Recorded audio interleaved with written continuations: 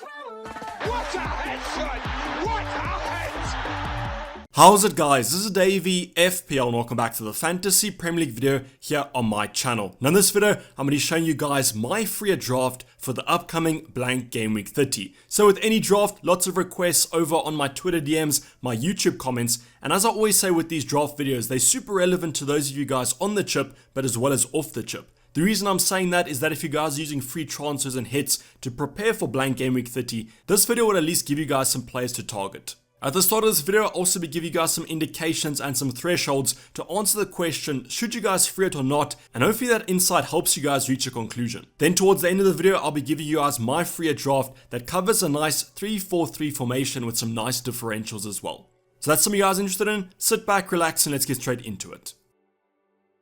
So the next talking points are going to be taken straight from the video I released yesterday, which was going to be the top 10k template, but I also went over some stats of the players in these top ranks and how many players they have going into blank game week 30. So if you have watched yesterday's video, you can just kind of skip these next talking points, go straight to the draft. Otherwise, I would highly recommend sticking around for what I'm about to say. So to help you guys answer the question of should I free it in blank game week 30 or not, I'm going to be going over the average number of players that these managers do have from the top 1k to top 100k.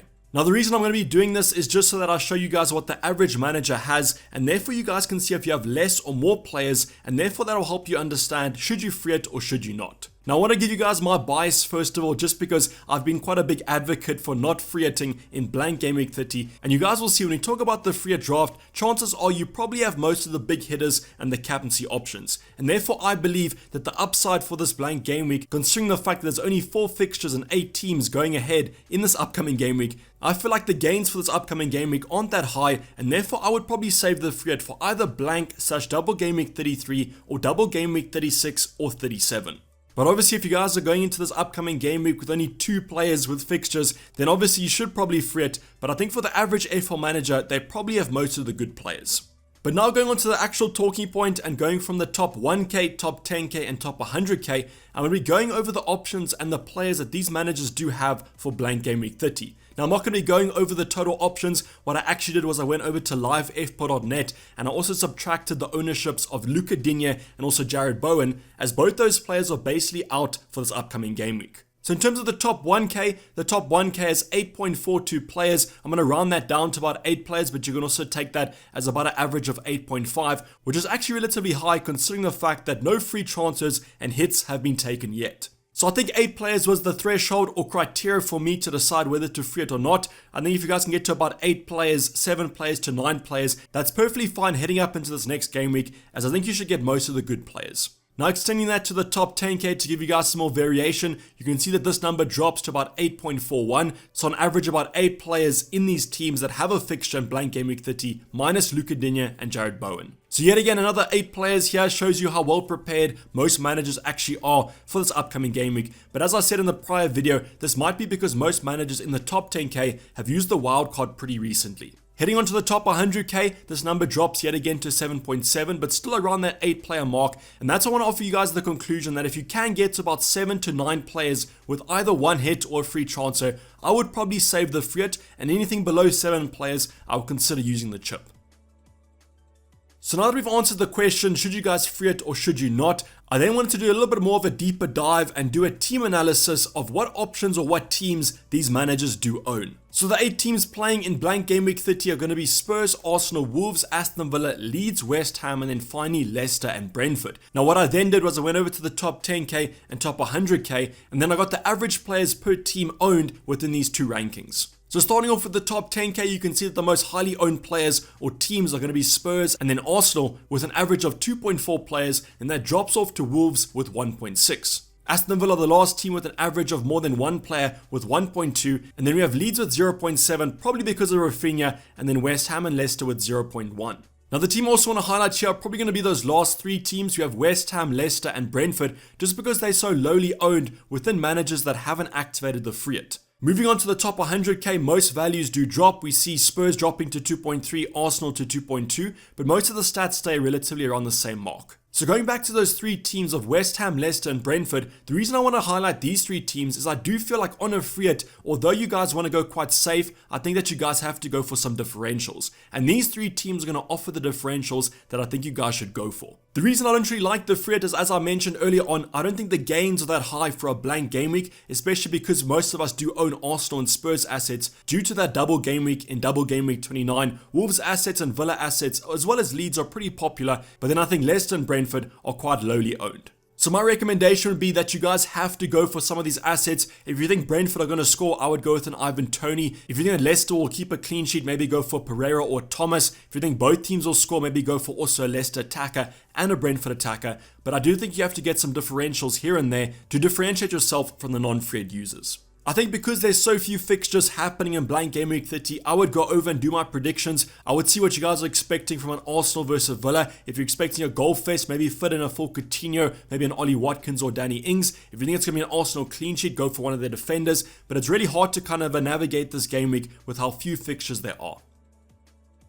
But now that we've kind of gone over the first two talking points, the first one, should you guys free it or should you not? The second one, if you're going to free it, what differentials should you guys target or which team should you guys target? Let's go over to the final free it draft. So the first thing I want to talk about is kind of financial, a little bit boring here, but I just think because there's no options like a Mo Salah, a Trent, you guys will have a lot of money to kind of play around with, and therefore your bench is pretty much going to be stacked. So on screen now you can see my bench. I've got Martinez in goal, Saiss and Cash in defense, and then finally full Coutinho. Did mention earlier on in the intro a 3-4-3 formation, and therefore we've got two expensive defenders on our bench. So the bench is absolutely stacked. So if you guys have some rotation in your starting 11, these players can come off, do a job, as I think full Coutinho is in good form. And I mean, just go look at Matty Cash's pass points. You might be getting yet another double-digit return. Now in terms of these four options, narrowly kind of missed out on the starting 11, but I usually do favor their opponents or maybe just another player in the respective team. Going on to our starting 11, I'm going to start off with the goalkeeper. It's going to be Saar from Wolves. Now my thinking behind going for the Wolves goalkeepers, I just feel like that Wolves defense is going to have so much rotation. We have Willy Bolly coming back into the lineup, Saiss or Kilman, or even Cody could drop out. I think Cody, because he's club captain, is probably safe, but I do just worry about some rotation there, and that's why in terms of a Wolves defender, I would go with Saar. Now you guys could argue that a Ramsdale is a higher for save point percentages, or maybe bonus points, but I do still feel like I want to go for some security, and that's how I've gone for the Wolves goalie. Moving on to the defensive department, I've opted for an Arsenal defender, and that's going to be Tierney. Unfortunately, he hasn't been getting too forward now that Cedric's in the lineup instead of Tomiyasu. So what would happen is Tomiyasu would kind of drop back, Tierney would go up, but now that Cedric's in the lineup, he's worse defensively, and that's why he's allowed to get a little bit more attacking threat. But even though Tierney doesn't get as forward as maybe we used to, I still do think the odd attacking threat is still there, and that's how I've gone for the Scottish fullback. I've partnered him up with an Irish fullback with Doherty from Spurs. I just think the Brighton game this week is going to tell us a little bit more about the lineup picked. But if Doherty's bench, which I hope he's not, I think he should be fine for the West Ham game. And I do still favour Spurs in that London derby. Now moving on to our last defender, I've gone for a little bit of a controversial one here. It's going to be the Leicester man, Pereira. Now I'm not exactly kind of clued up on the Leicester lineup. I do know Thomas and Pereira have been kind of the main fullbacks, but there could always be some rotation there. And that's why I would wait for the Leicester kind of European game just to see what selection Rodgers goes for. But I do think Leicester should hopefully keep a clean sheet here. Even if they don't, Pereira does offer some attacking threat. But with Ivan Toney looking on good form, you guys could always switch him out for maybe another Wolves defender. I just think you guys have to go for some variation though, and that's why I have included a Leicester defender, because odds on, not many options do have a Leicester defender. Moving on to our midfield department, pretty template here. The two options that definitely most teams will have, it's going to be Heung-min Son and then also Saka. I guess an interesting alternative could be Kulusevski instead of Son, but I just think there's no reason not to pick the South Korean with how much budget you guys do have. Against West Ham, I mentioned this in the prior video that I think West Ham will be quite tired after facing Sevilla in the midweek, and that's why I think Son and that Spurs attack could have quite a fun day. Saka, great form there. I think Aston Villa will concede against Arsenal, and I think you have to pen kind of Saka to get maybe some attacking returns just because of how good his form has been. We then complete our Leicester triple up with Harvey Barnes and Maddison in the midfield department. My only concern is Maddison has had some injury scares over these past couple game weeks, but I do expect him to be back for that Brentford game. And then also Harvey Barnes, the most no-brainer kind of Leicester attacker to go for now that Jamie Vardy's having his injury concerns.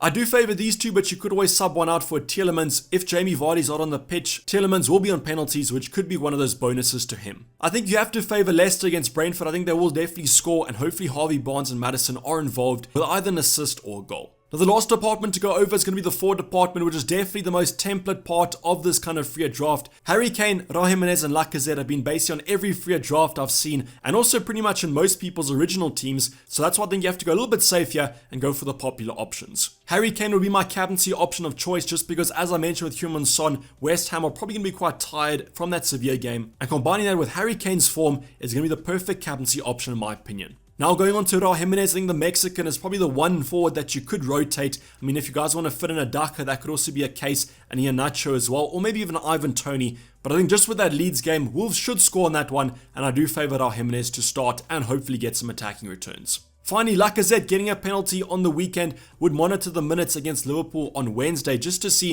if he's going to be fit for this upcoming Villa game, because he has actually played quite a few minutes in a short span of time. But I do still expect the French striker to start, and Villa have been conceding a few, at least to the better opposition, and that's why I think Arsenal should hopefully score and Lacazette be on the score sheet.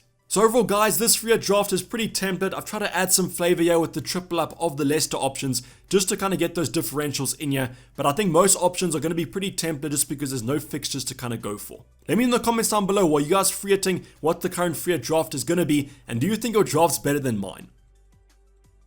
But this is basically wrap up the video guys. Hopefully you did enjoy it. Please don't forget to like if you did and subscribe if you haven't subscribed yet. I'll be seeing you guys tomorrow for the ultimate guide, and also the team selection coming up on Thursday after double game week 29 has concluded. But I'm signing off. It's been Dayvy FPL and I'm out. Cheers, bye.